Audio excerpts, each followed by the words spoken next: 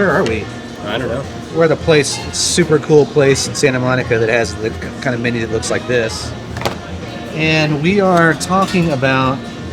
Let's see, No, it's horrible. Horrible, you see? Not even, what does that mean? Do you know what the red box even means? It's probably your exposure. Like, you can change... It's telling you not to record the video. Yeah. It's telling you not to record the video. Yeah, I think that's right. We're in Santa Monica at NAMM. My name is John Meyer. This is David Hilowitz. This is Hunter Rogerson, which I learned it's not Rogerson, or there's no D before the Roger in the Roger. We met up just because, hey, might as well. And we are talking about sampling. What is the hardest thing about making a sample library? Ooh. There are two versions of difficult. One of them is like if you are the one performing the samples themselves, learning how to play an instrument for a sample library is different than just playing an instrument. And toiling through those hours of just like methodically moving through what you need to capture on an instrument takes a sort of a headspace, a meditative headspace, and then also a knowledge of what it is about the instrument that you need to capture to fill in all the blanks later. That's really difficult to dial in, I think.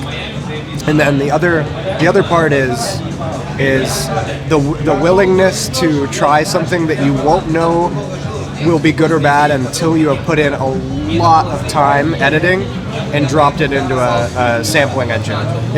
There's a huge commitment of trust between you and the samples that this is going to be worthwhile, and it doesn't always work. And it's a huge time sink. David, any thoughts?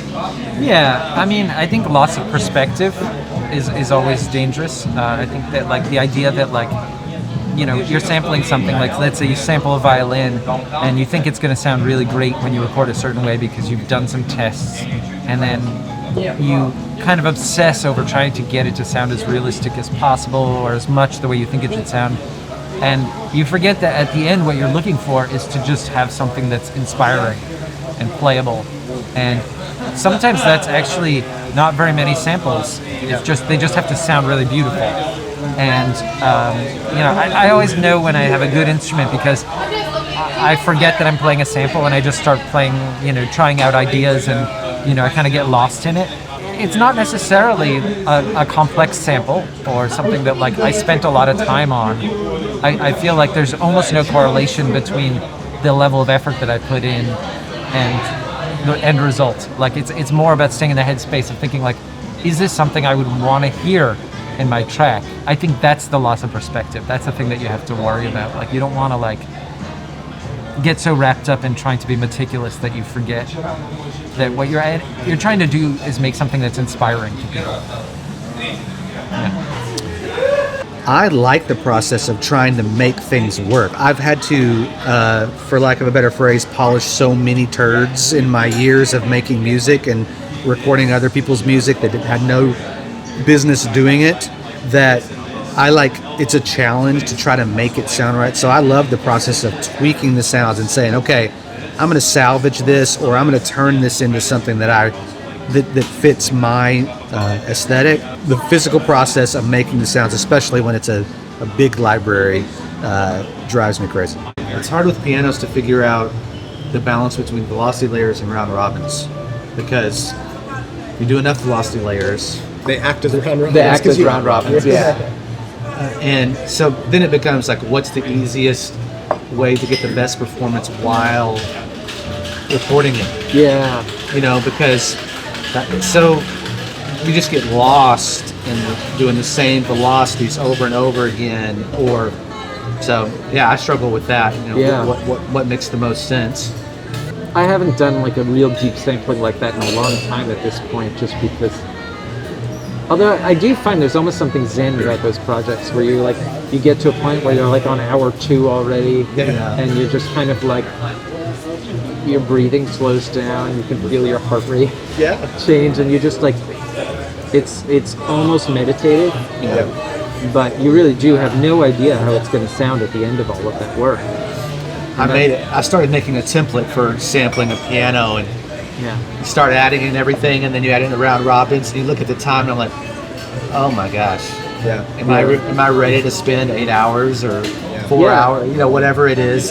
in the red recording these. Yeah. And then Have you ever made the mistake of just like looking at the timeline at the top of Pro Tools or whatever and seeing how many minutes in you are? Like you can get into like the hundreds of minutes. Yeah, it's Yeah.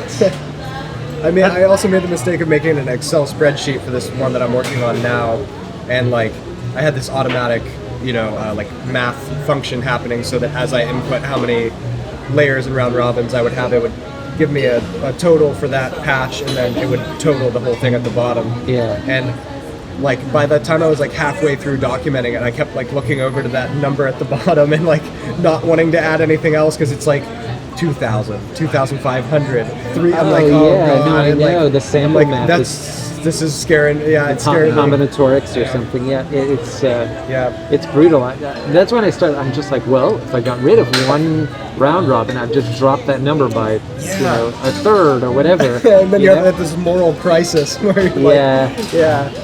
I think that's where the experience of sampling comes, and I don't have that yet. I mean, I've made a lot of instruments and shared a lot of instruments, but they're all small, and I think you do it and you kind of learn, okay, this is where I can shave some time, this is where I can, and if you're thinking that far in advance, you're probably still overdoing it, and it's probably going to be just fine. Yeah. I had an experience like that with there are these grooves that I'm recording to a company that play like the playable parts of the library, and I'm getting like just hyper focused on how on time I am, and the Zen thing that you were talking about, like I'm sitting here for like 2.5, 3 hours playing the same rhythms on a couple of different instruments, and I feel like time is slowed, and I can feel how much the beat is behind or ahead, and it's like getting to be too much. And then the next day I listened to it, and the ones that I thought were good were like not that good, and the ones that I was worrying about redoing like on my first pass were fine.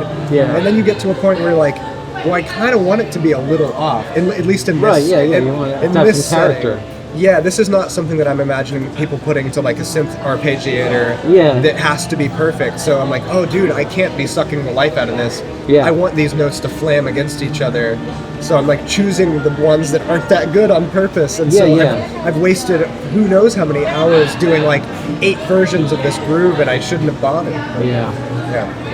I've got 3 minutes of record time left. Here's something. So I think we're all in agreement that the videos that we make going along with our sounds do a lot towards getting people to want to pay attention to those sounds and finding a connection. So no question. what would your suggestion be to someone who's like never made a video, they made some sounds and they want to make a video? What's like one simple thing that you can focus on? Because I believe that the best thing about YouTube is that you can start at nothing and it's fine, and people just want to see your face. But do you have any thoughts on that? I think people are fascinated by any aspect of the process.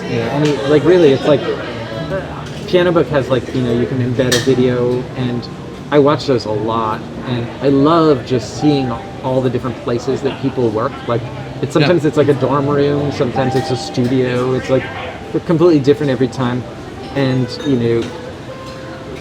I think we're just like inherently interested in DIY projects. It's always going to be interesting. Everybody works slightly differently.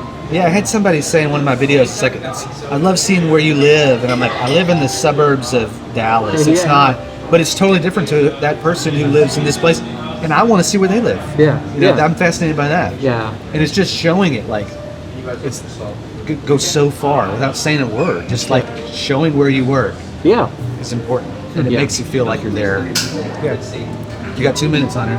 Well, I'm super early into this world of YouTube, and I've not really grasped it completely yet. So I think like my take on it, as somebody who doesn't really know like quite how they want to dial in their production and their video focuses, the thing that I think is quite neat to watch, and the thing that is even neat to watch back once I'm just kind of like rambling into a camera, is the way people compartmentalize info and break down those processes. Like you were talking about like their workflow and the way people work. It's so cool also to see how people are given the same types of tasks and now have to describe them, and how they choose to describe them, what they choose to focus on, and like what colorful or not colorful language they use to elucidate like the thing that they're feeling in that moment.